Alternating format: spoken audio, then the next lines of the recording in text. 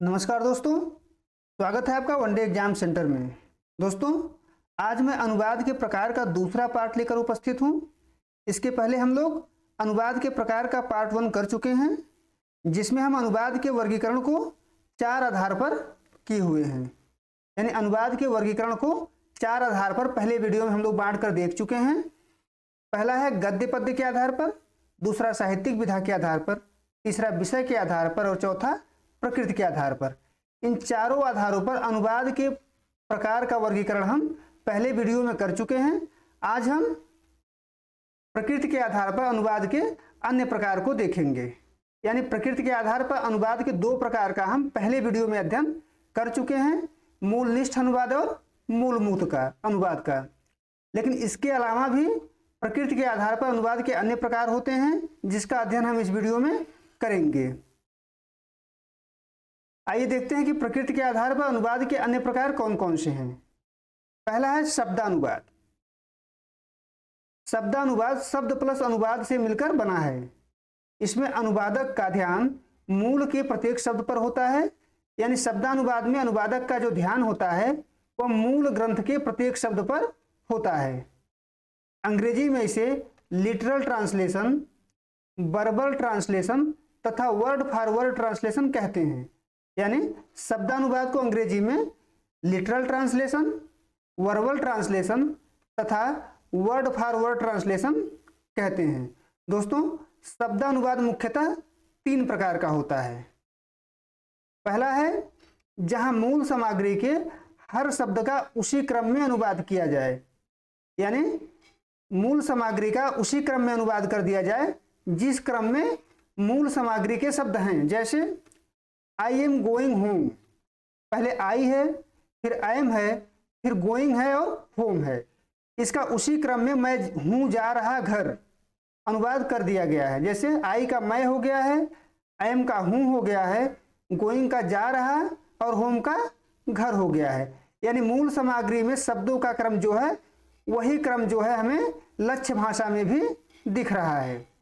यह अनुवाद का सबसे निकृष्टतम रूप माना जाता है। यानी शब्दानुवाद का सबसे निकृष्टतम रूप जो है वह एक क्रमबद्ध अनुवाद है, जिस क्रम में शब्द मूल भाषा में है उसी क्रम में लक्ष्य भाषा में भी रख दिया गया है।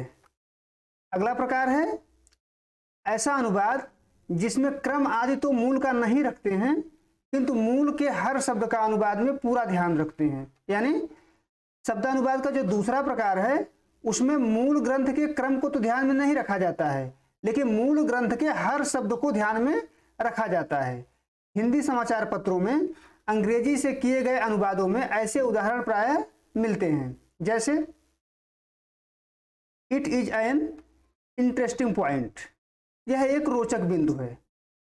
इसमें क्या है कि क्रम तो वह नहीं रखा गया है।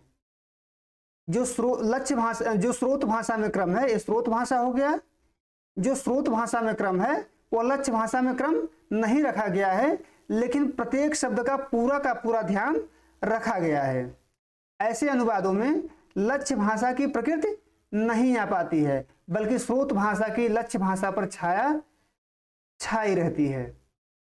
यानी ऐसे अनुवाद जो होते हैं उसमें लक्ष्य भाषा की विशेषता नहीं आ पाती है, स्रोत भाषा की विशेषता ही पूरी तरीके से छाई रहती है।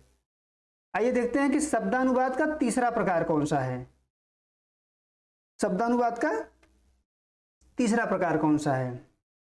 इसमें मूल के प्रत्येक शब्द बल्कि प्रत्येक अभिव्यक्ति इकाई जैसे पद, पदबंध, मुहावरा, लोकोक्ति, उपवाक्य तथा वाक्य का लक्ष्य भाषा में पर्याय के आधार पर अनुवाद करते हुए मूल के भाव को लक्ष्य भाषा में संप्रेषित किया जाता है। यानी शब्दानुवाद का जो तीसरा प्रकार है उसमें हम क्या करते हैं, जितने भी वाक्य की इकाइयां होती हैं, यानी भाषा की जितनी भी इकाइयां होती हैं, जैसे पद हो गया, पदबंध हो गया, मुहावरा हो गया, लोकोक्ति हो गया, सभी का पर्याय पहले ढूंढा जाता है लक्ष्य भाषा में, उसके पर्यायवाची ढूंढे जाते हैं।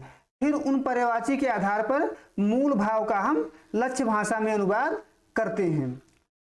इसमें अनुवाद की न तो कोई मूल बात छोड़ा जाता है और न ही कोई बात अलग से जोड़ा जाता है। यानी न तो कोई छोड़ना होता है और न ही कुछ इसमें अलग से जोड़ना होता है। यह शब्दानुवाद का आदर्श रूप होता है। यानी शब्दानुवाद का जो तीसरा प्रकार है वह शब्दानुवाद का एक आदर्श रूप है। क्यों?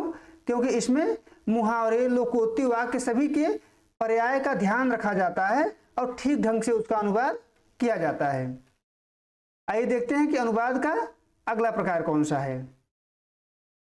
अनुवाद का अगला प्रकार है भावानुवाद।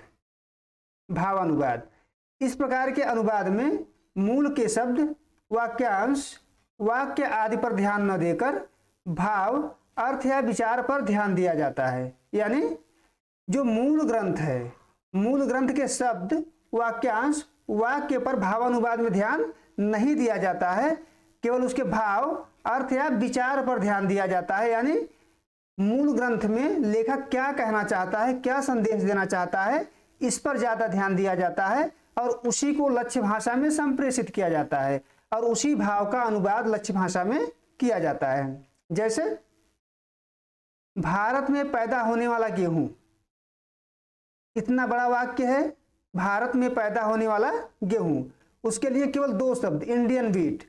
यानी हमने क्या किया, उसके मूल का अनुवाद कर लिया है।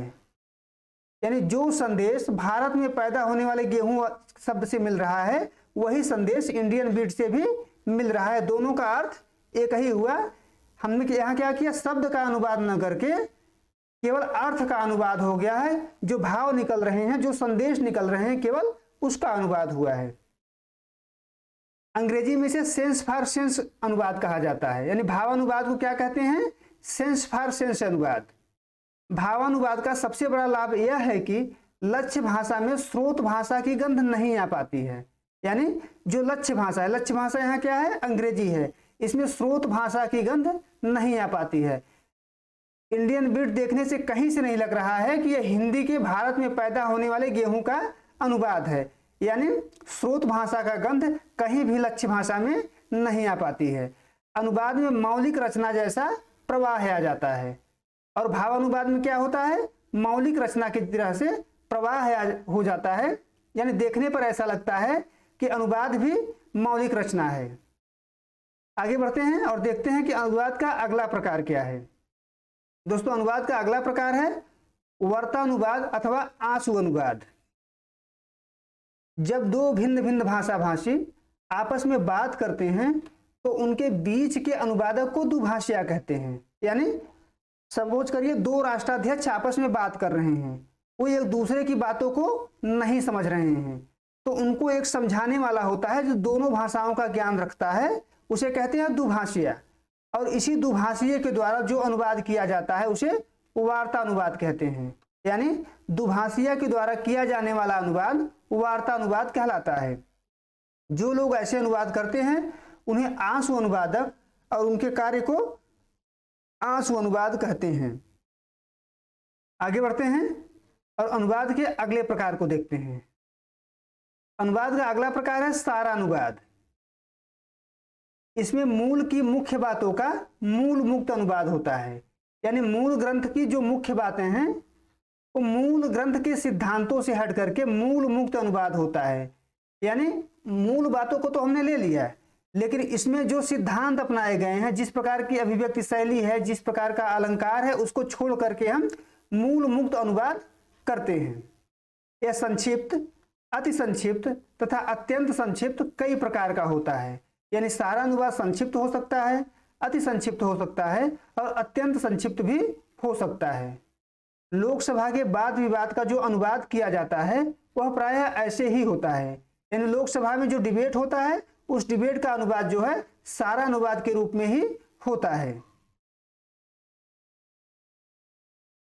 दोस्तों, अपनी संक्षिप्तता, सरलता तथा स्पष्टता तथा लक्ष्य भाषा के स्वाभाविक सहज प्रवाह के कारण व्यवहारिक कार्यों में सामान्य अनुवाद की तुलना में सारानुवाद ही अधिक उपयोगी पाया गया है।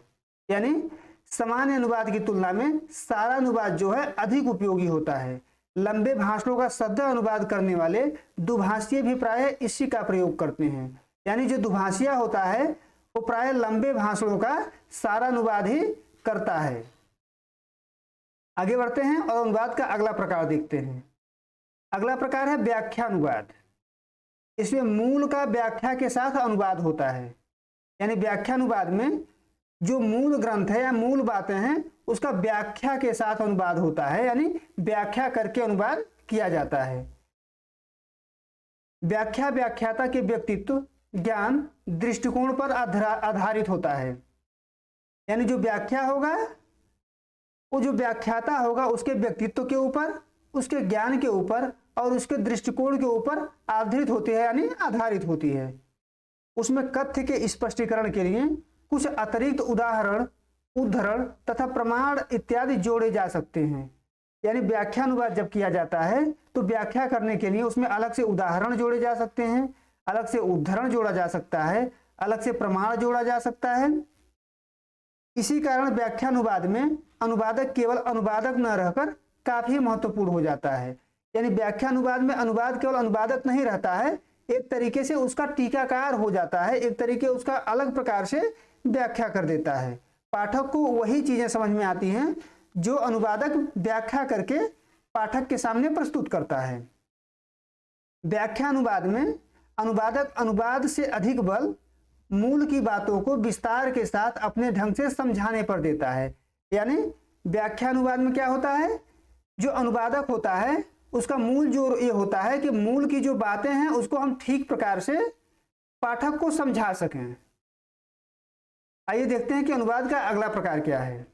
दोस्तों अगला प्रकार है आदर्श अनुवाद। अनुवाद का आदर्श प्रकार है, यानी आदर्श अनुवाद जो होता है वह अनुवाद का आदर्श प्रकार होता है, जिसमें अनुवादक स्रोत भाषा से मूल सामग्री का अभिव्यक्तितः और अर्थतः लक्ष्य भाषा में निकटतम एवं स्वाभाविक समानकों द्वारा अनुवाद करता है। यानी आदर्श अनुवाद में जो अनुवादक होता है वह स्रोत भाषा से मूल सामग्री का लक्ष्य भाषा में निकटतम एवं स्वाभाविक समानको मतलब हो गया पर्याय। सबसे पहले क्या करेगा, पर्याय ढूंढता है, उन पर्यायों के आधार पर ही अनुवाद करता है। इसमें स्वाभाविक सटीक अनुवाद भी कहा जाता है। यानी आदर्श अनुवाद को स्वाभाविक सटीक अनुवाद भी कहा जाता है। अनुवादक इसमें यथासाध्य अपना व्यक्तित्व नहीं आने देता है। यानी अनुवादक का जो व्यक्तित्व होता है आदर्श अनुवाद में वह नहीं आ पाती है। जिस प्रकार से शब्दानुवाद में व्यक्तित्व आ जाता है उस प्रकार से आदर्श अनुवाद में व्यक्तित्व नहीं आ पाती है। अनुवाद मूल जैसा होता है, अर्थात अनुवादक का प्रयास यह होता है कि मूल को पढ़कर या सुनकर स्रोत भाषा भाषी जो ग्रहण करें, अनुवाद को पढ़कर या सुनकर लक्ष्य भाषा भाषी भी ठीक वही ग्रहण करें। यानी जो अर्थ मूल ग्रंथ को पढ़ करके निकल रहा है वही अर्थ जो है लक्ष्य भाषा में जो अनुदित ग्रंथ है उसे भी पढ़कर निकले। यह आदर्श अनुवादक का उद्देश्य होता है। प्रायः आदर्श अनुवाद के लिए एक सूत्र का प्रयोग किया जाता है, न छोड़ो न जोड़ो। अर्थात अनुवादक यथासाध्य न तो मूल का कुछ छोड़े और न ही अपनी ओर से कुछ जोड़े। यानी आदर्श अनुवाद में अनुवादक जो होता है वो मूल से कुछ छोड़ता भी नहीं है और अतिरिक्त कुछ जोड़ता नहीं है, वह एक प्रकार से तटस्थ होकर के कार्य करता है। अनुवाद का दोस्तों अगला प्रकार है रूपांतरण। रूपांतरण इसका अर्थ है रूप को बदल देना है। यानी अनुवाद का अर्थ होता है रूप को बदल देना। अनुवाद के इस प्रकार में रूपांतरणकार यानी जो अनुवादक होता है मूल को अपनी रुचि, सुविधा तथा आवश्यकता के अनुसार परिवर्तित करके लक्ष्य भाषा में रखता है। यानी अनुवादक क्या करता है या रूपांतरणकार क्या करता है, अपनी रुचि के अनुसार, अपनी सुविधा के अनुसार, अपनी आवश्यकता के अनुसार जो स्रोत ग्रंथ होता है उसको परिवर्तित कर देता है। यानी जो मूल ग्रंथ है उसकी सामग्री को संक्षिप्त कर सकता है, विस्तृत कर सकता है, कठिन है तो सरल कर सकता है, सरल है तो कठिन कर सकता है, उसे अपने हिसाब से परिवर्तित कर सकता है। इसके अतिरिक्त वह कहानी से नाटक कर सकता है, नाटक से कहानी कर सकता है। यानी अपनी रुचि और सुविधा के अनुसार उसे बदल सकता है। पात्रों के नाम, देश काल या वातावरण आदि में परिवर्तन भी किए जाते हैं। यानी जो रूपांतरणकार है वह पात्रों का नाम भी बदल सकता है, देश काल वातावरण भी बदल सकता है। यानी पूरी तरीके से रूपांतरणकार जो है अपने हिसाब से रचना का परिवर्तन कर सकता है। उदाहरण के रूप में भारतेंदु हरिश्चंद्र ने शेक्सपियर के मर्चेंट ऑफ वेनिस का अनुवाद दुर्लभ बंधु अर्थात वंशपुर का महाजन नाम से किया था। यानी भारतेंदु हरिश्चंद्र ने शेक्सपियर के एक नाटक जिसका नाम है मर्चेंट ऑफ वेनिस, उसका अनुवाद जो है दुर्लभ बंधु अर्थात वंशपुर का महाजन के नाम से किया था। इसमें कथा को पूरी तरह से भारतीय कर दिया गया है। बंगपुर वेनिस है, एंटोनियो को अनंत, बसोनियो को बसंत, पोसिया को पूरी नाम दे दिया गया है। रेडियो पर प्रायः विभिन्न प्रकार के रूपांतरण आते रहते हैं। दोस्तों, प्रकृति के आधार पर अनुवाद का अन्य वर्गीकरण यहाँ समाप्त हो गया है। उम्मीद है आपको ये वीडियो पसंद आया होगा। आप हमारे चैनल को लाइक करिए, शेयर करिए, सब्सक्राइब करिए। बहुत बहुत धन्यवाद।